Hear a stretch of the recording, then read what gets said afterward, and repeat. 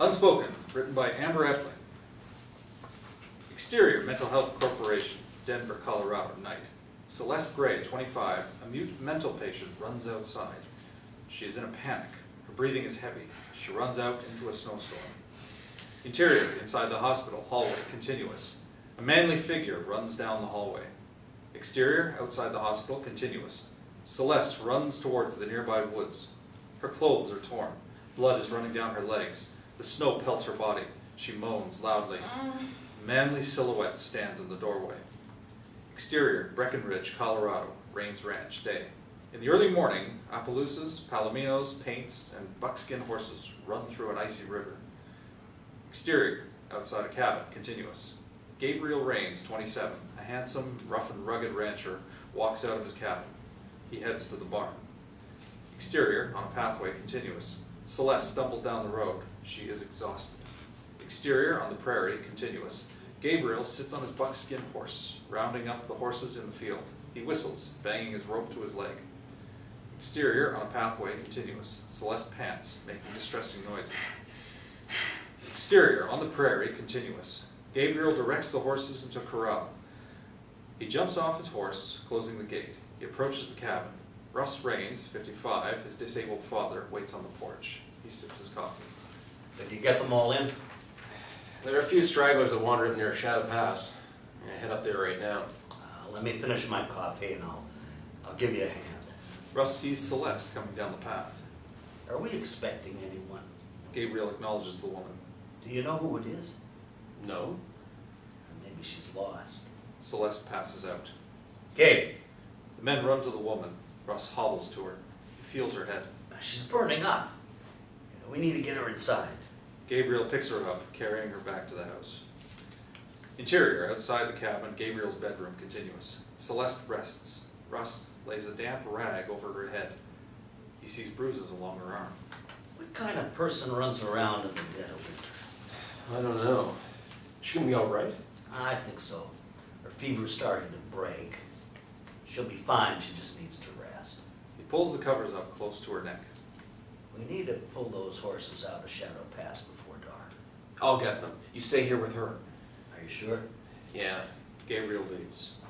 Interior, kitchen, night. Gabriel sits at the table. He stares at Celeste. Russ gives him a bowl of stew. I wonder where she came from. She's got no ID on her. She could be from anywhere. She can't be more than 25. Really? I'm only using my best observation of the matter. Was that what that was? You know, you got a lot of lip, just like your mother had. I guess I'm more like her than I thought. Your mother was a good woman, and she loved you, even though you were stubborn as hell. They laugh. Interior, Rains Ranch. Gabriel's bedroom, day. Celeste awakens. She's confused. She scans the room. She sees pictures, newspaper clippings, and medals in all regards to horses and competitions. She sees Gabriel out on his horse. Russ enters. Good morning. She's surprised. It's okay, I didn't mean to scare you.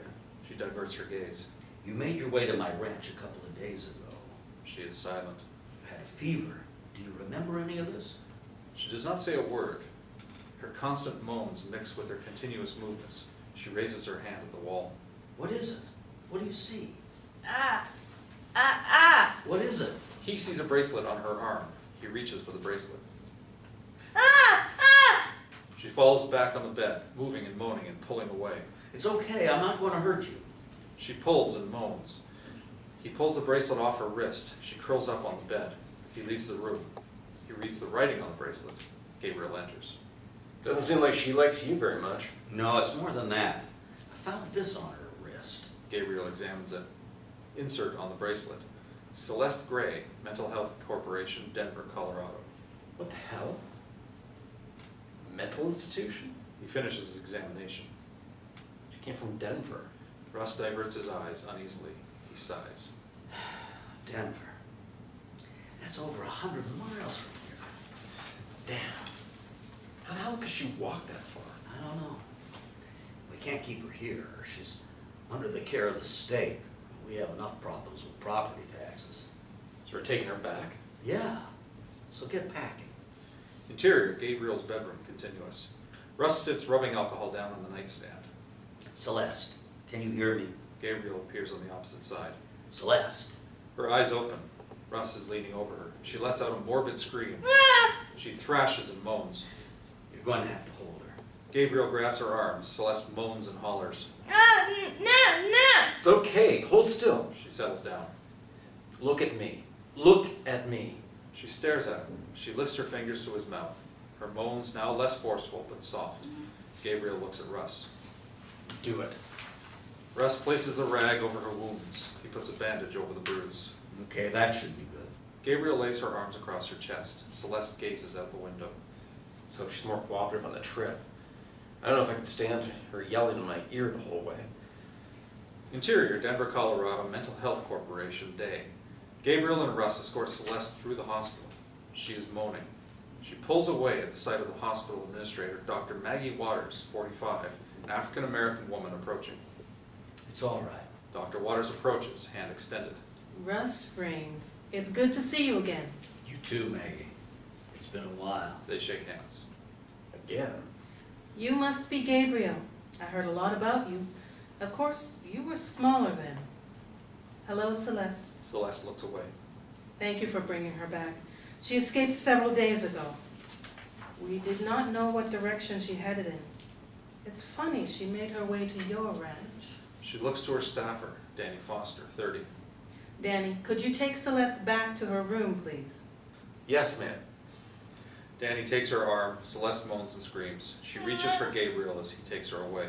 Interior, Dr. Waters' office, continuous. She's at her desk. Russ sits while Gabriel stands. His expression reads uninterested and confused. I do appreciate you coming all this way. Well, we figured harboring her wasn't such a good idea. I agree. Can we speed this up? Some of us have a life to get back to. Gabe, if I could ask one thing, what happened to her? Well, it's quite a tragic story, actually. Celeste was in a car accident 3 years ago. She swerved and missed a car, but then collided with another. She was taken to the hospital. She was in a coma for 6 months. Gabriel sits down. He's now curious. When she came out of the coma, the doctors realized that she had suffered some brain damage. Along with that, she had severe damage to her throat and vocal cords. She's unable to speak, so that's what all the moaning and screaming. Yes, she has no way to speak. All she can do is moan. The two men stare at each other. So what will happen to her? She will continue to be institutionalized. Russ hesitates for a moment. Is there any possibility I could take her in under my care? What? Why would you want to do that? Russ lowers his eyes. I just feel like I should. She's young and bright. Our ranch is the perfect place for her rehabilitation, don't you think? Gabriel leans down to him. Dad, He turns to Dr. Waters. excuse me. Dad, think about what you're doing. We have the time or patience to deal with a mentally unbalanced woman. She needs help, Gabe. Help that we can't provide. Would you just let us talk, please? Fine. Gabriel leaves the room. Sorry about that. Russ, I appreciate your concern for Celeste, but we can't put a mental patient in the custody of non-medical personnel. Russ thinks about it for a moment. Well, what if there was someone who'd be willing to join me in my home to help take care of her? Then would you consider it? It's a possibility. We can set you up with someone who... I have somebody in